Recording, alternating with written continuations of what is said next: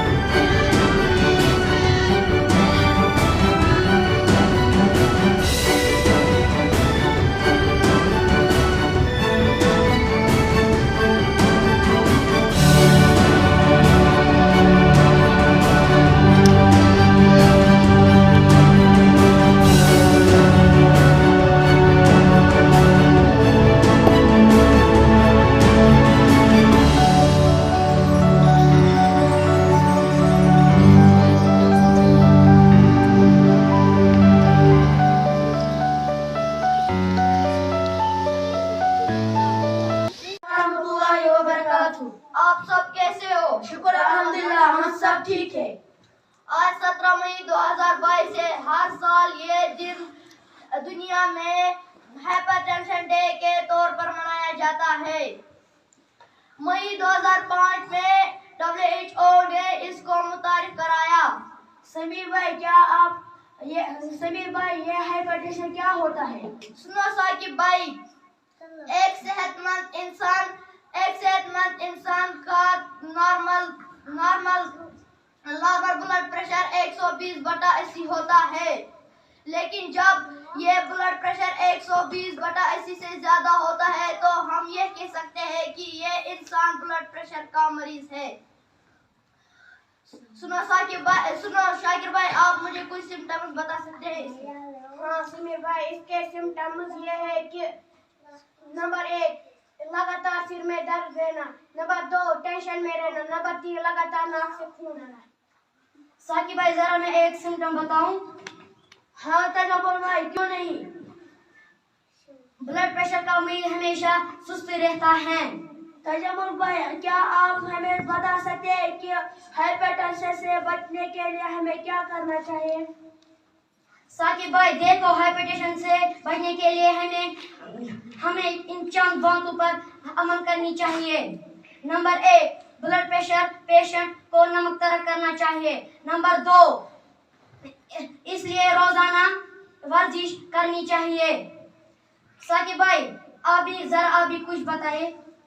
हाँ क्यों नहीं तजम्मुल भाई, ब्लड प्रेशर के पेशेंट को शराब नोशी और तंबाकू नोशी से परहेज करना चाहिए और इसको मुतवाजिन खाना खाना चाहिए और इसको डॉक्टर साहब से लगातार ब्लड प्रेशर चेक करवाना चाहिए। हाँ, ओहो अब हमें समझ आया है कि इसका मतलब क्या है। No hypertension for no hypertension.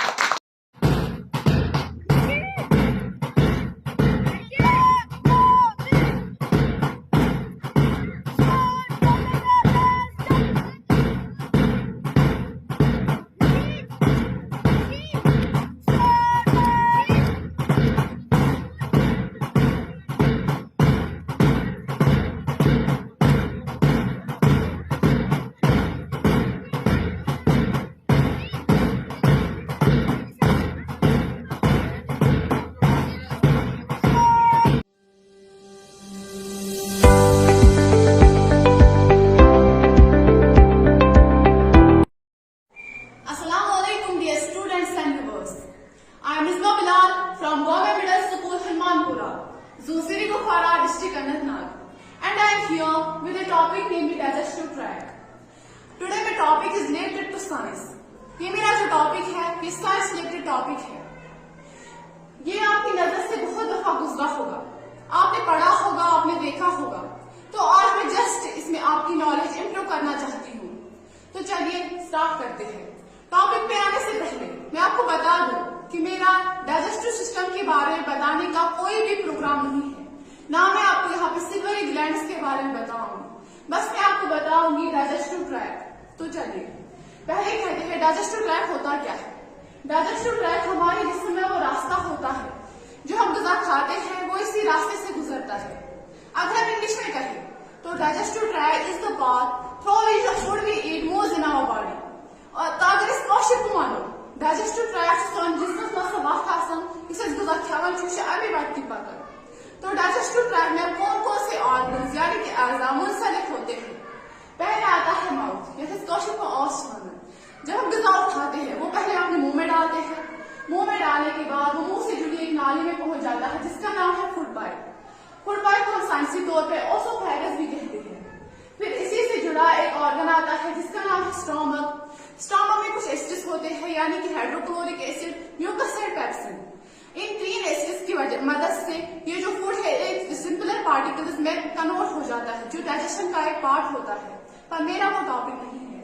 उसके बाद स्टोमक से ये जुड़ा एक और ऑर्गन होता है जिसका नाम है स्मॉल इंटेस्टाइन्स। स्मॉल इंटेस्टाइन्स की लंबाई 6.5 मीटर्स होती है और अगर हम इसे फीट में कन्वर्ट करें तो वो 20+ फीट बनता है। और सारी डाइजेशन स्मॉल इंटेस्टाइन्स में ही कंप्लीट हो जाती है। उसके बाद आता है लार्ज इंटेस्टाइन्स। लार्ज इंटेस्टाइन्स की लंबाई 1.5 मीटर्स होती है और लार्ज इंटेस्टाइन्स में एब्जॉर्प्शन ऑफ वाटर हो जाता है। उसके बाद जो वेस्टेज होते हैं वो रेक्टम और अनस के थ्रू बाहर आ जाते हैं। तो ये है डाइजेस्टिव ट्रैक्ट, यानी कि जो हम ग़िज़ा खाते हैं वो इन्हीं अज़ा से गुजरता है यानी कि ऑर्गन से गुजरता है। मैं आपको फिर से बताऊंगी। पहले हमारे माउथ में ग़िज़ा जाता है, जो हम खाते हैं वो पहले मुंह अपने माउथ में डालते हैं। उसके बाद माउथ से जुड़ी एक नाली होती है जिसका नाम है ओसोफेगस। उसके बाद स्टोमक, उसके बाद स्मॉल इंटेस्टाइन्स। स्मॉल इंटेस्टाइन्स की लंबाई 6.5 मीटर्स होती है। उसके बाद लार्ज इंटेस्टाइन्स की लंबाई 1.5 मीटर्स होती है और उसके बाद जो वेस्ट प्रोडक्ट्स होते हैं वो रेक्टम और अनस के थ्रू बाहर आ जाते हैं। तो डाइजेस्टिव ट्रैक्ट डाइजेस्टिव सिस्टम का ही हिस्सा होता है। डाइजेस्टिव ट्रैक्ट और सिल्वरी ग्लैंड्स मिलकर डाइजेस्टिव सिस्टम बनाते हैं। तो डाइजेस्टिव ट्रैक्ट के बारे में आपको बता दिया, तो आप सिल्वरी ग्लैंड्स के बारे में हमारे स्कूल की एक और स्टूडेंट आपको बताएगी। देखिए मेरा टॉपिक डाइजेस्टिव ट्रैक्ट को लेकर था, तो मुझे उम्मीद है कि आपको समझ आ चुका होगा कि डाइजेस्टिव ट्रैक्ट क्या होता है।